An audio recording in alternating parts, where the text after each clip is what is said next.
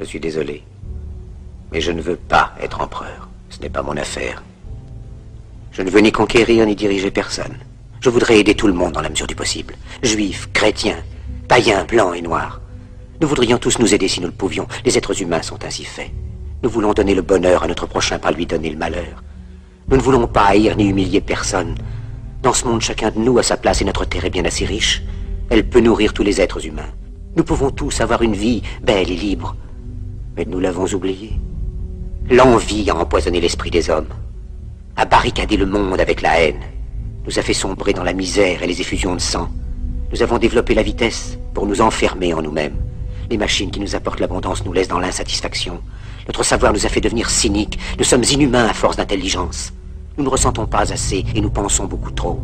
Nous sommes trop mécanisés et nous manquons d'humanité. Nous sommes trop cultivés et nous manquons de tendresse et de gentillesse. Sans ces qualités humaines, la vie n'est plus que violence. Et tout est perdu.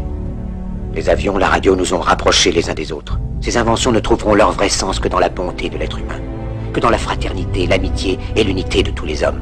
En ce moment même, ma voix atteint des millions de gens à travers le monde. Des millions d'hommes, de femmes et d'enfants désespérés, victimes d'un système qui torture les faibles et emprisonne les innocents. Je dis à tous ceux qui m'entendent, ne désespérez pas. Le malheur qui est sur nous n'est que le produit éphémère de l'avidité, de l'amertume de ceux qui ont peur des progrès qu'accomplit l'humanité.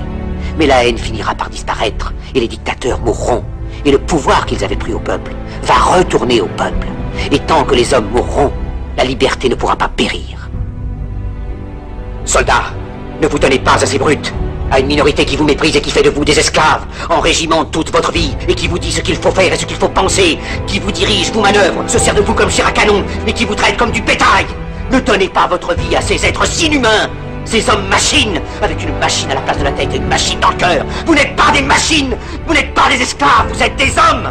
Des hommes avec tout l'amour du monde dans le cœur. Vous n'avez pas de haine, sinon pour ce qui est inhumain, ce qui n'est pas fait d'amour. Soldats, ne vous battez pas pour l'esclavage, mais pour la liberté. Il est écrit dans l'évangile selon saint Luc, le royaume de Dieu est dans l'être humain, pas dans un seul humain, ni dans un groupe d'humains, mais dans tous les humains, en vous.